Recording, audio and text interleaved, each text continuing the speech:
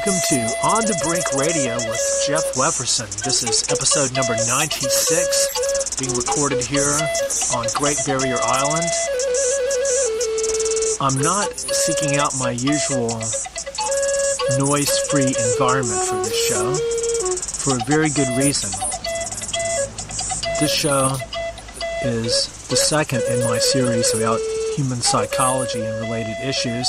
This show is focusing on the issue and concept of noise and its relationship to mental health. It's very interesting to contrast what we mean by noise with sounds that might be equally loud but that we don't think of as noise.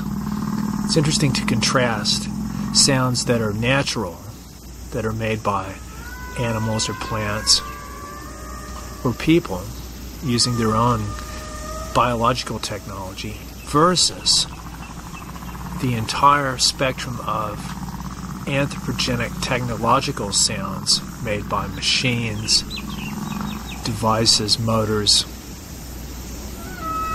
all different kinds of things, you name it. These mechanical sounds have some fundamentally different qualities, acoustic signatures that are noticeably different from any kind of a sound that occurs in nature. But this is such a huge topic and something that's very, very, very near and dear to my heart and my ears. It relates with a lot of the things that I do as an artist and musician. Especially, I'm very sensitive to sound. I love music. As a lover of nature and activist on behalf of all our fellow beings, especially the whales and dolphins, who I consider to be the masters of sound on this planet, and also my recent very deep connection with the bird kingdom and their vast array of beautiful, beautiful songs and sounds. The whole world of noise and bioacoustics has become very, very much in the center of my radar, especially in the past couple of years, but really ever since I have been very, very involved with the whales and dolphins, which goes back at least 30 years. It's a very big spectrum to cover, and this show is maybe going to touch on a lot of the main bases, but we won't go into a great deal of detail about any specific thing, but sort of create an outline for further investigations.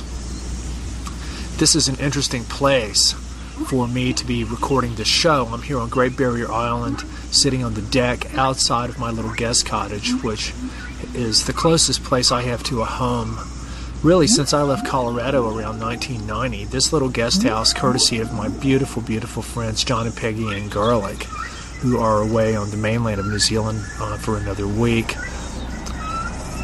This little cottage is like a little paradise. It is located in what's called Medlands Beach, which is the most densely populated part of Great Barrier Island. Most of the time you don't really notice the high density of people. Most of the houses here sit empty most of the time, but on a weekend or a day like today in particular is a New Zealand holiday called Waitangi Day, the day that the government says the New Zealand government signed a treaty with the Maori, but I think what it really boils down to is the day that the Maori decided to give in to being assimilated by the Pakeha society, which has fully been done.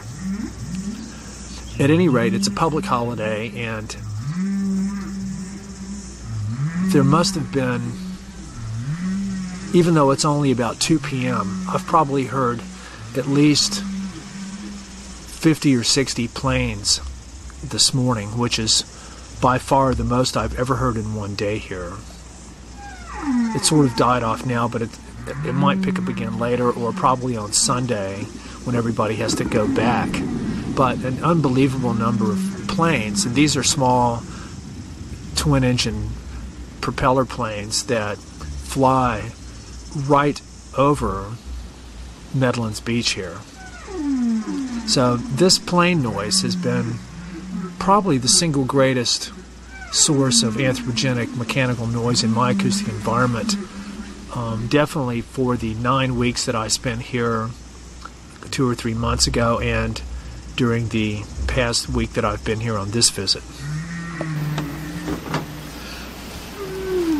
In this show, I'm not really going to go into specific noise issues here on Great Barrier, but I will say that during my 9 weeks here a couple of months ago, I really did start to notice the plane activity here more than ever before. It might be a combination of my increased sensitivity to sound, and that's directly related to my increased sensitivity to being connected with Mother Nature, and the birds and the bees and the whales and the dolphins and the trees and everybody, since I came back from the Big Island of Hawaii. But I really did start noticing how many of these plane flights there are,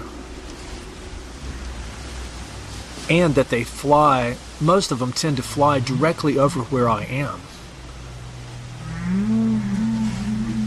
Then I also learned that many of these plane flights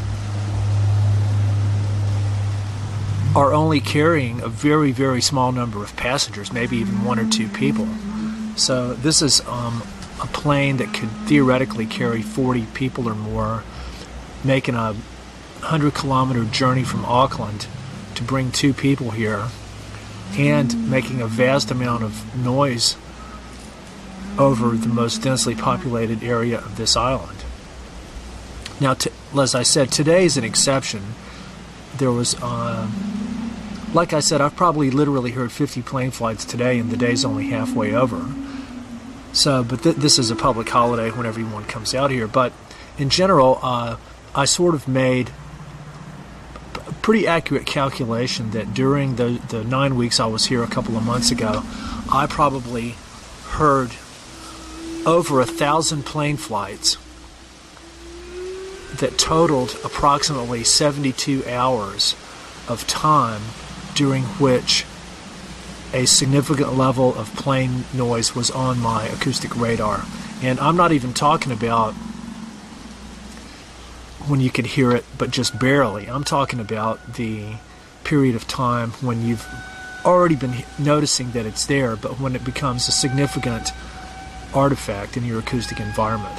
So, as I'm not talking about the extreme limits of when it's just appeared in your acoustic radar or when it's disappearing, but this window of time during which each plane event is a noticeable presence in your acoustic field of hearing.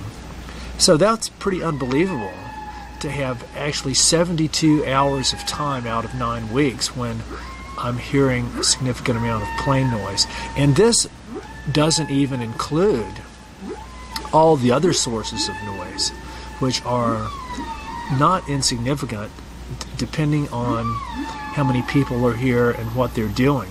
But anytime someone mows the lawn here, you hear it. Anytime someone uses their weed eater, you hear it. Anytime someone uses their chainsaw, you hear it. Anytime someone rides a motorcycle through here, you hear it from several kilometers away. It's kind of like the dynamics and the landscape of this place. It's like one of the aspects that make it such a nice place are also the same aspects that make it a very vulnerable acoustic situation, because there are no barriers between people here. A lot of the houses are built fairly close together, but the reason it works is because most of them sit empty most of the time. So if you're surrounded by houses that are empty, it's not a big deal. But there's also a phenomenon that it's kind of like an acoustic channel that can occur, that can bring sound from a good distance away, like straight down to where you are. It may be a function of buildings, of vegetation, of lay of the land, weather or wind, air temperature conditions, a combination of all of these things. So there's been times here when I've actually been overwhelmed with anthropogenic noise another phenomenon is when more than one of these anthropogenic noise events is happening at the same time. Like there was a time when there was two dudes across the street chopping down a bunch of trees, which I consider to be an act of murder. They were just doing it because they got paid.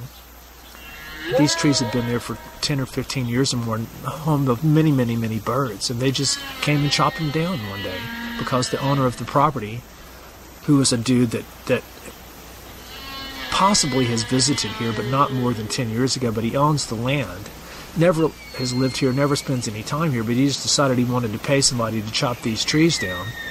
That the trees are just right on the edge of the property of about 4 different people, including us. Anyway, one day there was 2 different chainsaws going, and this is like probably 50 meters away from where I'm sitting here on this deck, which is outside with, a few layers of vegetation in between, but no walls. I'm totally open to the outdoors, which is how I like to live. I want to be able to hear the wind and the birds and the bees, and feel the breeze, and see the sky and the clouds and the butterflies. I don't want to be locked up in a room with the television on, breathing stale air. Anyway, there was 2 chainsaws going, and then a loud plane came over. And I think I have this, I sort of make a video, audio record of a lot of these events for some future use. I've got that somewhere. So there's been times, and some of these plane flights are actually so loud that you actually have to quit. Even if you're talking to somebody that's like a meter from you, you have to stop talking because it drowns you out. I'm not sure what the dB level is of this would be, but I'm hoping to borrow a decibel meter from the guy who's the local noise control person here. I might let him borrow my microwave meter in exchange for a couple of days so we can trade measurements on these things.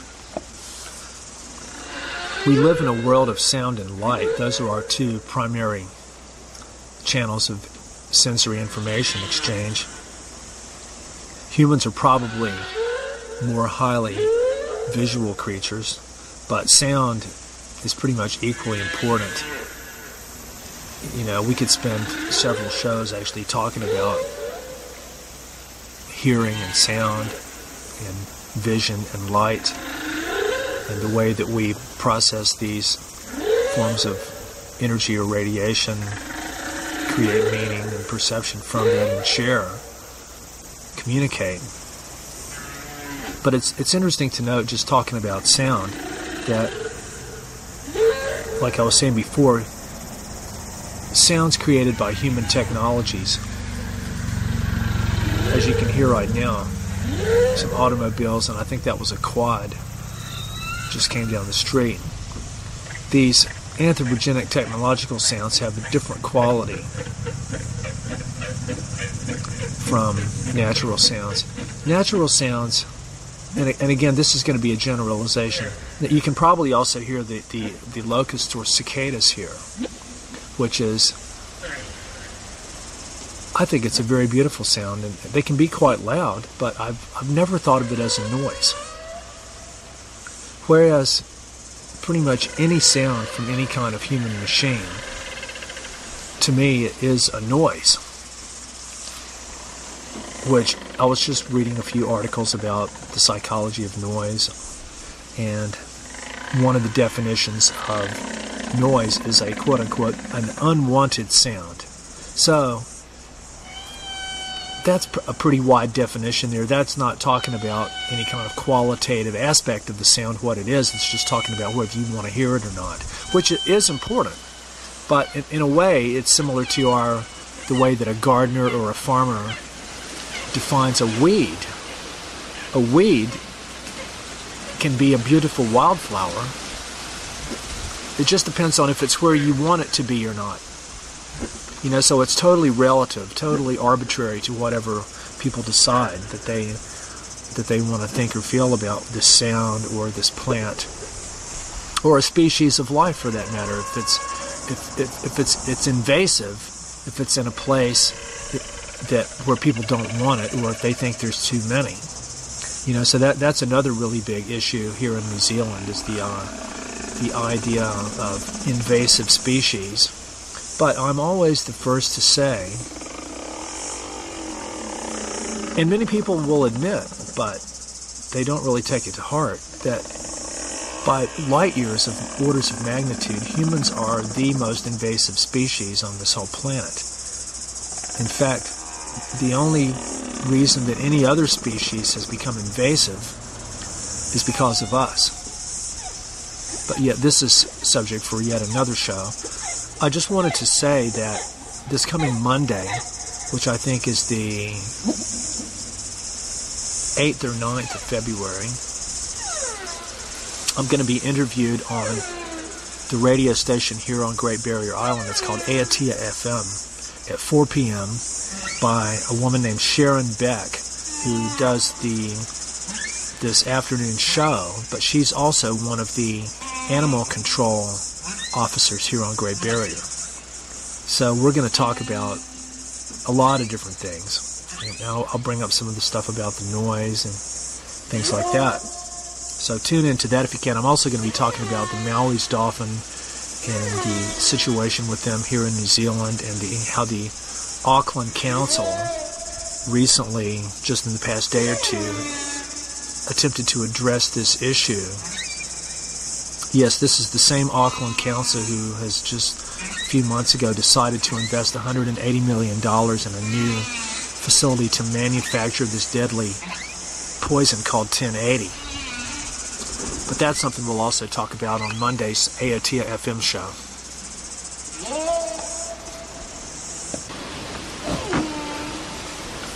Right now, you're probably able to hear the wind blowing. It's been a very windy day. You can hear the cicadas making their little sounds. So these sounds can be quite loud, but I would never consider them a noise, because they have a non-abrasive quality that sounds of nature have, whereas the sound of almost anything made by that people have built, and including the sounds that people themselves make a lot of the time, are just ugly. They're abrasive, mechanical, often repetitive, droning sounds, especially sounds that are coming from a motor that's like, especially if it's an electric motor, it's a continuous sound, like the sound of a vacuum cleaner. Or the sound of a weed eater or a generator. The sound of the pistons, it's like a constant high frequency and low frequency hammering, a hammering sound. So, and the sound of the plane, and again, it's very complex when we start talking about all this stuff. Bioacoustics, it's a very, very, very powerful and interesting area that I'm delving into more and more deeply, particularly with reference to my work with the whales and dolphins and the dynamics of sound in water, which is quite different from in air. But the harmonics and overtones and dominant subharmonics of, for example, airplane sounds, there's certain notes and certain frequencies that just sort of have an effect on you or on me. I can't speak for anybody else, but I'm just beginning to really delve into the literature on all this stuff, but it's a vast realm of learning. Now there we just heard a combination of the quad, a car, and the beautiful sound of a tui, which is a really awesome native songbird here. So there goes the little motor scooter.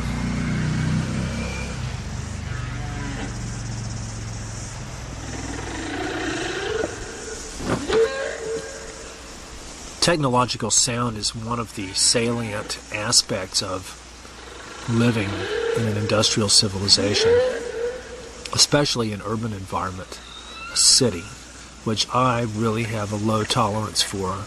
It's interesting, just not this past week, but the week and a half before that, I was in the very center Central Business District, or CBD, of Auckland, the largest city in New Zealand, and I was painting some murals for a backpacker there.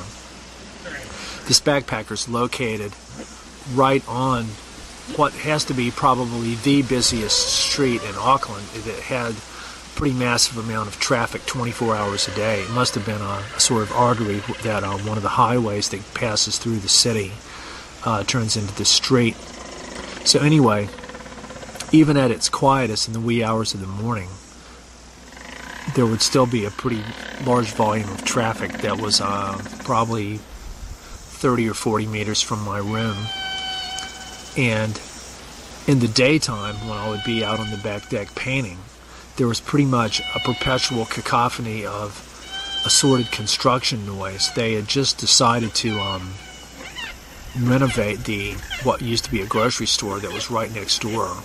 So the whole time I was there, I heard the sound of hammering inside of a building that echoed, and then they were throwing all the removed material out a window into a truck, and then all these sounds were echoing, and then a dude would come up with and use his blower to blow off the dust and leaves and stuff that were on a parking lot. It got to be overwhelming to me at times that I couldn't get away from this, and plus I was being hit by probably at least 20 or 30 different microwave signals all at the same time, which is yet another topic that we need to talk about again, that of microwaves. So the whole noise thing may not be that much of an issue for a lot of people for several reasons. One of them is that people who live in a sort of urban or semi-urban environment, they're just used to having all these sounds. It's their environment. They don't really think of it as something extraneous, like the cars going by, people blowing their horns, the ambulance and police sirens, the planes, the dump truck, the backup beepers, all this stuff. It's part of the environment of being in a city, and people get used to it. But I'm not a city person. In fact, I really don't like cities, and I try to spend as little time in them as possible. I feel like my whole system is sort of under attack when I'm there, like I'm sort of struggling to fight off the impingement of all these energies and vibrations and stuff. Another factor, in addition to people just being accustomed to it, is that a lot of people might actually be deaf or have impaired hearing that may or may not be aware of it. I mean, again, it's one of those things we don't really know what it's like to be somebody else. We don't really know what something looks like through the eyes or what something sounds like through the ears of another person. We only know or notice when these abilities on their part become so severely attenuated that they obviously can't see very well, and we know that, or they can't hear, like people can't hear you when you say something, or they don't see the clear little object that you see there. Everyone's sensation and perception is different, but there may be a lot of people with impaired or damaged or attenuated hearing that aren't really aware of it. Again, I think it's the gradualism thing. These changes happen gradually in people, and when changes happen gradually, you tend not to notice. And a third major reason why a lot of people don't have a problem with noise is because they voluntarily fill their local environment with as much noise as possible. Specifically, one of the most abrasive and psychologically toxic spectrum of noises that I've ever been exposed to in my life is the sounds that comes out of a television. And I don't mean when it's turned off.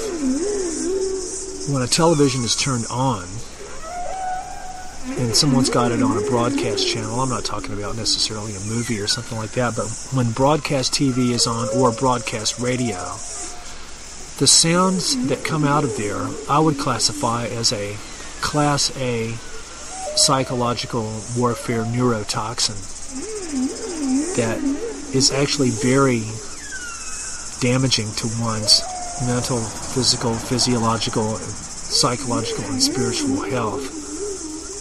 But, and again, this definitely relates to the whole thing of mental health and mental illness and things that people voluntarily do that to me are obvious indicators of at least a moderate level of mental disease or insanity. That someone would voluntarily be in a room where a television is turned on and listen to it, or have that going, or a radio with a commercial station on there, to listen to all the diabolically insidious programming and the even more diabolically, in fact, possibly even triabolically insidious adverts that are on there, and just the outrageously stupid voices of the people trying to sell you all this stuff. And to have that playing as part of your environment on purpose when you could turn it off and at least have closer to silence or just hear natural sounds, that is clear evidence of insanity to me. But how many people do you know that do that? Almost everybody you know, right? People love to have that shit on. I just don't understand it at all. I would do my best. In fact, it makes me feel physically ill and angry if I have to be exposed to that for any length of time. And mind you now, I'm not complaining about any of this stuff. Complaint is not the right word. Complaining about something, it's kind of like whinging. It's like going like, oh, it's too hot today, or my ice cream melted, or my foot hurts. I'm not a complainer. I've never complained about anything. What I do is I might express annoyance, I might express outrage, or the fact that I've been disturbed by something. I might bring it to people's attention. I might share it with people that I think are my friends. I might try to get it on people's radar, especially the people that might be creating the disturbance in one way or another. A lot of these issues arise from the fact of people using these technologies without any kind of awareness or concern of the effect that it might have on other people. Like, how many people, when they're getting ready to mow their lawn, how many people pause and think, well, I wonder how many people are going to hear this lawnmower, and I wonder if it's going to annoy any of them, and I'm wondering if I should maybe wait and do it at a different time, or possibly even change the landscaping of my yard so that I don't need to use the lawnmower. How many people actually think that? How many people pause and think before they use a weed eater how many people it might annoy? How many people flying a plane, a small private plane with the propellers that fly really low, and they fly over a pretty beach so people can see it, or maybe they're a tour operator, or maybe they're the people that fly the airlines here to and from Great Barrier. How many of these people have ever even paused to think of who on the ground might actually be hearing these plane flights, and might they be being bothered or disturbed?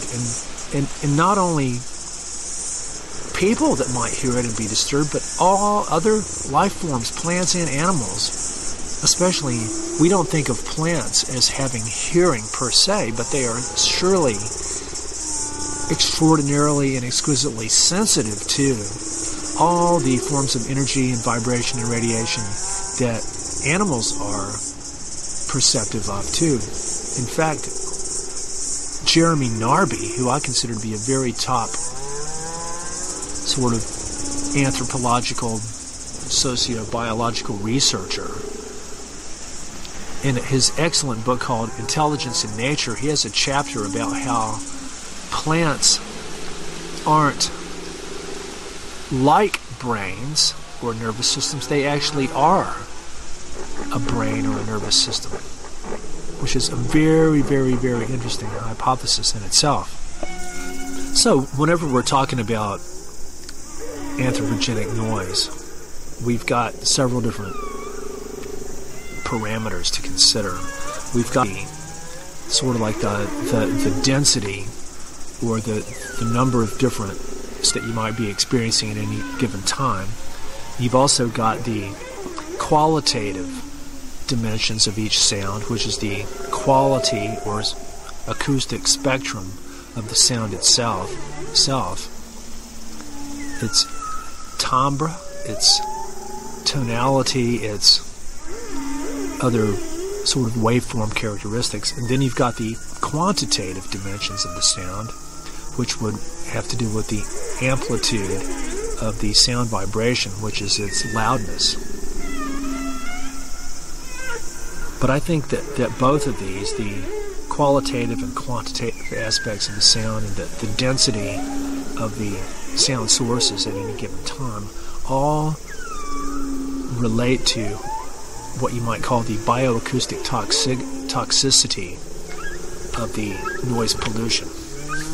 So we're sort of creating a new multidisciplinary science here that, to me, is a very, very important dimension of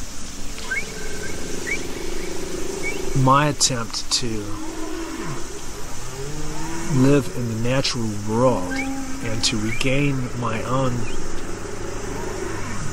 sensitivity as a true human being. I think that we've progressively been, through our acclimatization and mutation as people living in civilization, through a variety of different processes and factors, we've become progressively desensitized and dehumanized to all the forms and channels of information transfer and our spiritual connectedness with each other, with the world of nature, with the Mother Earth's biosphere or her aura. And this is not just spiritual stuff that I'm talking about. This can be backed up in terms of physics. The work of Rupert Sheldrake, his work with what he calls morphogenetics, is very, very much related to this. It's a way, it sort of explains the holographic interconnectedness of everything, but especially beings that are alive. This work relates to my effort to get onto the public radar what it actually means to live in nature. To me, to have an acoustic field of view in which there's a total absence of anthropogenic noise is essential for the true nature or wilderness experience.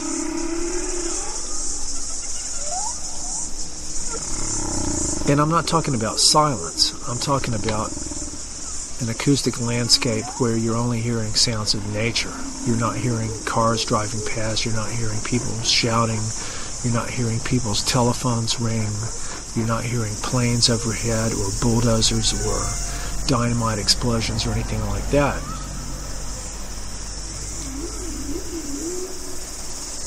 I don't know how many people have ever actually experienced, for any length of time, the complete absence of anthropogenic sound.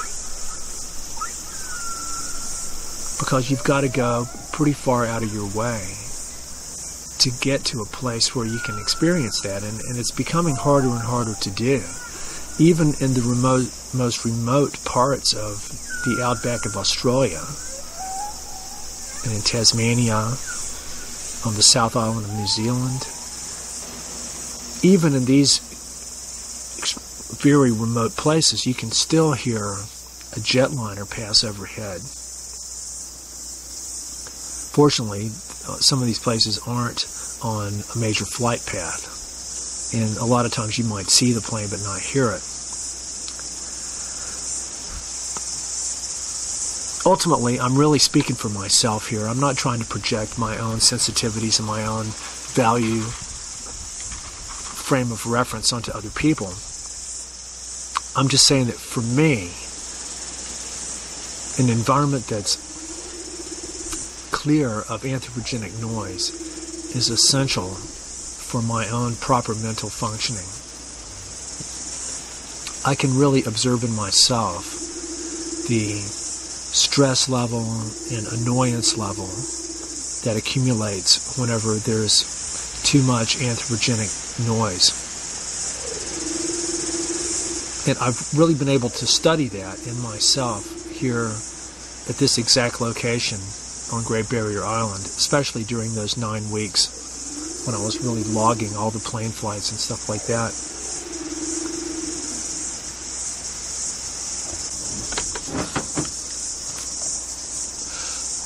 I always tend to speak up and let people know that if they're creating a sound that's disruptive to me, I want them to know it's not complaining, it's actually a gesture of sharing and communication of goodwill, because the chances are that these people don't know that what they're doing or that they have a responsibility for might be annoying somebody, even if it's only me. I mean, chances are it's not just me, but here, like in this exact situation on Great Barrier, it could be just me. Like there was a situation with the dog barking next door, but it was only doing this repetitive barking at nothing when they would leave. So they would have no way of knowing that this was going on unless I told them. And I did, and they remedied the situation, and it's all cool. But because I spoke up and got it onto the people's radar, a solution was able to be arrived at. So the first step with any kind of issue like this is creating awareness and not being afraid to bring it up and get it on people's radar. This is why I'm going to approach the owners of the 2 airlines here with a statement of what I've observed and what I think and feel about the situation with the plane flights here, both the number of plane flights and the specific flight paths that they take, which brings them right over the most heavily populated part of this whole island. And in part, it might be so they can show the passengers the beach, which is quite pretty. But I, like I said before, I seriously doubt that any of these people have ever even thought of the noise level to people on the ground. And it could be that no one here has ever voiced an opinion about this because they're deaf, or they're always in the house with the TV on, the radio, the stereo, combination of all of these things. But I've got excellent hearing. I don't listen to TV or radio, rarely listen to music outside. I never listen to music outside, and I'm outside all the time with the doors open. I want to be connected with nature and the environment in which I'm blessed to be a part. So I'm going to contact the owners of these airlines and just get this on their radar. It's not going to be a complaint. It's going to be an attempt to communicate and just ask them to consider the possibility of doing 2 things that would be very much a step forward in terms of environmental and ecological responsibility here. They could reduce the number of their flights, have fewer flights per day, and have each flight carry a greater number of people. Instead of having flights with only 1 or 2 people, think of all the fuel that's wasting and all the noise it's creating. And readjust the flight paths that might add a small number of kilometers to the flight, but that could bring it out and around the outer fringes of the island, away from where any people are, and then come back into the runway, alleviating the necessity of passing right over where people live. That could easily be done. It's not going to cost any more. All they have to do is eliminate a few of those flights without any people, and that's going to more than compensate for any fuel that they might have to fly a couple of kilometers extra to avoid creating noise where the people are. So I would see this. A lot of people here probably couldn't care less about this because they may not live here where I am. They may not have ever noticed the plane noise and stuff. But to me, it's one of the biggest disruptions in the otherwise relatively serene acoustic environment here is the constant barrage of planes. Yet this is nothing compared to the acoustic problems of people who live near major airports with jet airplanes or maybe an Air Force base. My God, I'll never forget the time that I visited this community in the north of Scotland. It's called Findhorn. That's Findhorn, New Age metaphysical community founded, I think, in the 1960s by people who communicated with the intelligence of plants and were able to get the plants to do some really unusual things. Well, I went there in 1998, and I didn't really have any expectations about what it was going to be like, but the point I'm making is, this is on a remote north coast of Scotland. This is a metaphysical place where people pay a lot of money to come there and do workshops and learn about spiritual issues and meditating and plant consciousness and all this stuff. Well, anyway, as soon as I got there, the very first thing I heard, I saw this giant cargo plane landing a couple of kilometers away. There's an Air Force base, a Royal Air Force base there, and this giant cargo plane was landing, and it was so loud, it was deafeningly loud, so loud that I had to stop talking to the person I was for like probably 20 or 30 seconds waiting for this plane engine to die down. And I went like, holy fuck, Findhorn's located next to an Air Force base. And it is. And I found out later that that's why they built the original site on that land. They got that land for nothing because nobody else would build anything there because it's right next to an Air Force base. So there you go. But I think I'm beginning to learn as I delve into the literature more and more that a lot of studies have been done that show unequivocally that proximity to significant levels of noise, transportation noise from highways, from airplanes, stuff like that, especially is very damaging to children. Like if their school is close to these sources of noise, I think it disrupts and creates damage on several levels. There's the cognitive level where things have to be interrupted. Imagine your class being interrupted about every 5 minutes by a giant noise of a plane. But then also the stress level involved, which might result in elevated blood pressure or something like that in people that are chronically exposed. And it also might be that if you live in an environment where this is a constant presence, you might cease to notice it at a conscious level, but the effect is still going to be there. It's just like whenever you're smelling something that smells bad, you'll eventually quit noticing the smell, but it's still there. That even makes it more dangerous. Like if the warning sign of something dangerous is there, but then you become habituated and therefore no longer notice it, that means that you've turned off your warning signal.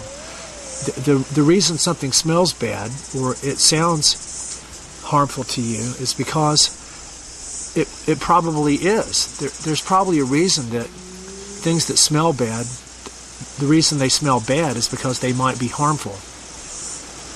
Or if a sound sounds really abrasive or destructive to you, it's probably because it's actually that vibration is creating that kind of effect in your nervous system, in your body. So we have an inherent wisdom in all of our senses if we can just stop blocking it out. In our discussion of noise and sound, this is ultimately bringing us to the whales and dolphins, the cetaceans, the people of the sea, the ultimate indigenous people, and a true extraterrestrial intelligence. Their primary channel of sensory communication is sound. whereas in humans it's light. But we use sound a lot. But most of the nerve endings in our brain there's a lot more for the visual cortex than for the auditory, but the reverse is true in the whales and dolphins. Their primary sense is sound. They're able to use sound underwater in ways that we use light, except that they're much more advanced. They're able to, like humans don't emit light ourselves that we use to see. We use ambient light from the sun and from artificial light sources, but the whales and dolphins are not only able to hear any kind of sound that's made, natural or anthropogenic, or from other cetaceans, but they use their own sounds in a way that would be the equivalent of us seeing in the dark from shining a flashlight out of our own head.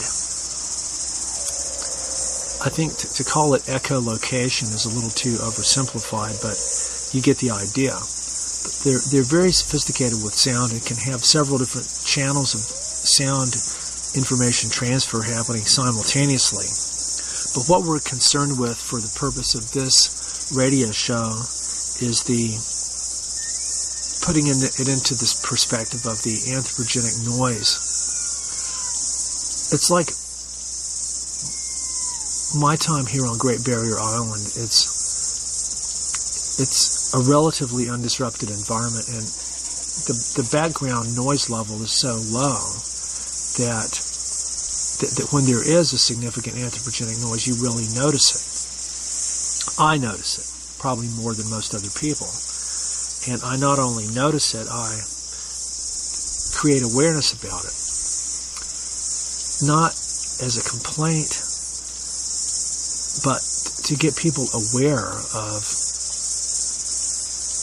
the effects of what we're doing, of the effects that we have through just day-to-day activities that we don't even think about, effects that we are having on our fellow people, but also, even more importantly, on our fellow life forms who don't have a voice in loud, clear English like I do. They don't have a voice with which to voice their disturbance or their annoyance or whatever their response. They aren't able to tell us in a way that most people can hear or understand or perceive how they feel or are being affected by, for example, anthropogenic noise in the ocean.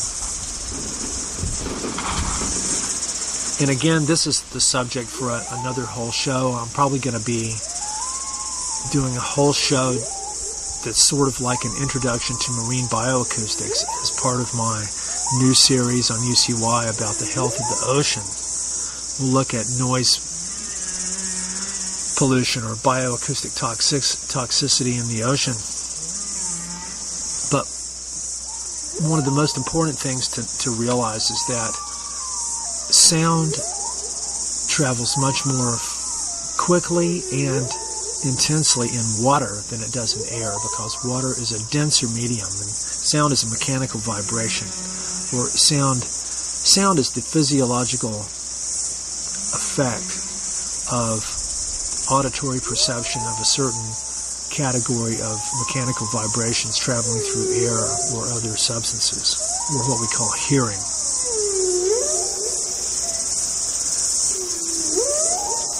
But the presence of anthropogenic sound and noise in the world's ocean is one of the greatest threats to the well-being, not only of the whales and dolphins, but of all the other life forms in the sea.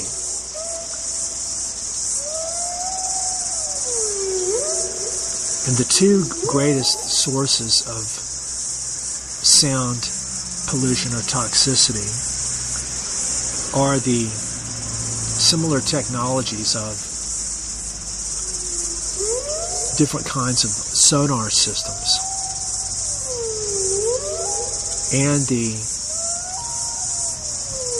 seismic testing used for the exploration for hydrocarbons used by geophysical survey vessels.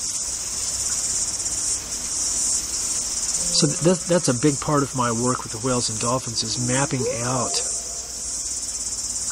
these effects and the spectrum of quality and quantity of anthropogenic noise activities in the global ocean, trying to make an accurate estimation of the total amount of different sonars that are in use at any given time, the total amount of seismic exploration work that's going on at any given time.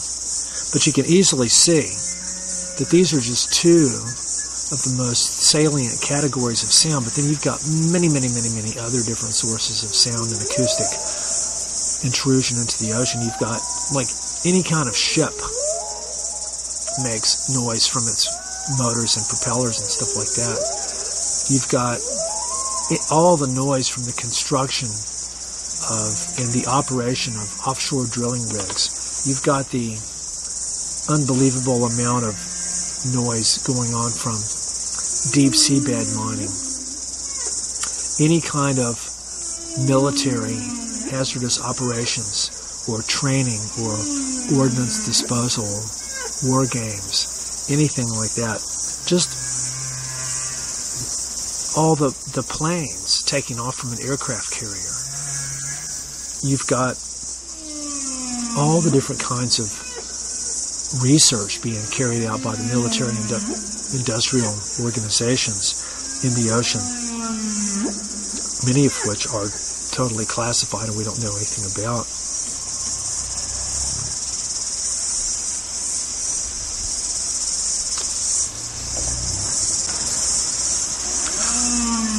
We live in a world of sound. I think that the universe is actually made of music. And sure, anthropogenic noise and abrasive sounds have their place, but I think that most people's lives and most people's psychological experience of reality has far too much of these destructive sounds and not nearly enough of the beautiful, harmonious sounds of nature, like the wind and the cicadas and the whales and dolphins and the birds and the bees. And so I love to just be able to hear the sounds of nature, the ocean,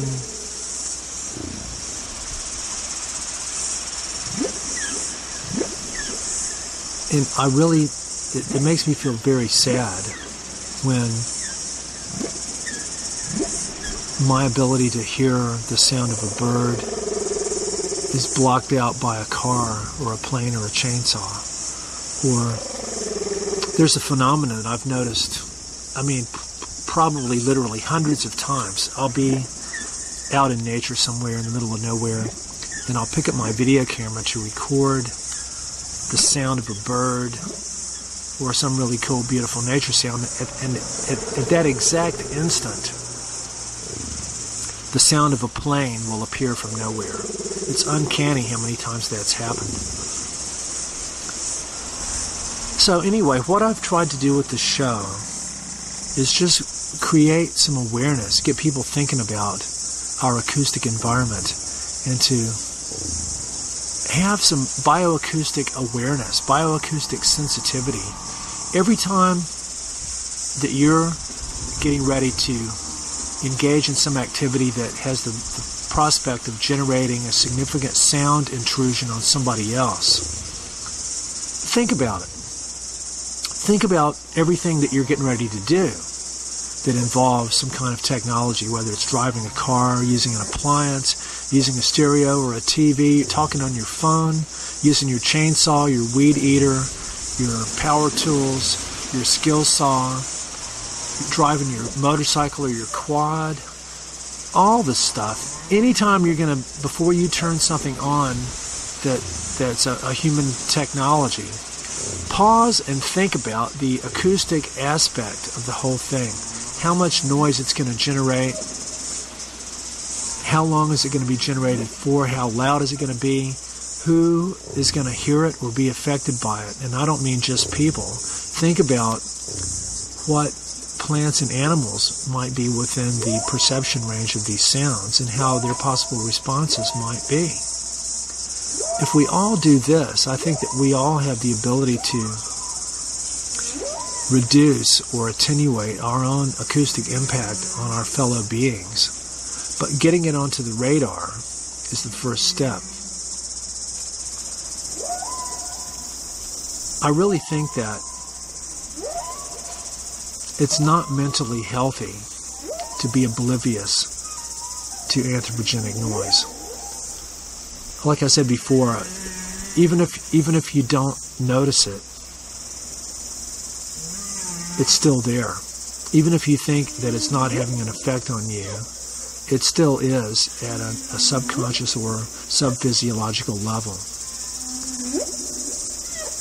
And just the fact that even if it's not bothering you, the fact that if it's bothering somebody else, human or non-human, that's equally important. So this is a plea for everyone to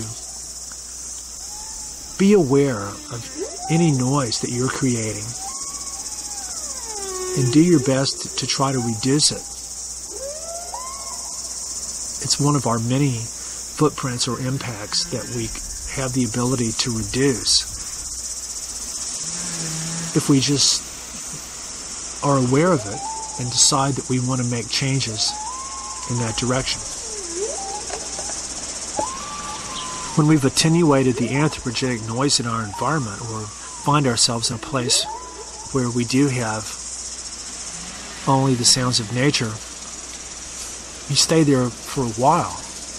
Your whole system recalibrates to new levels of sensitivity to where you can actually hear and experience and feel in the depths of your being the music of the spheres, and you can hear and feel the beautiful, enchanted, mysterious meanings in the sounds of the calls of the birds, their beautiful songs and their cries. And you can also hear sometimes the pain and anguish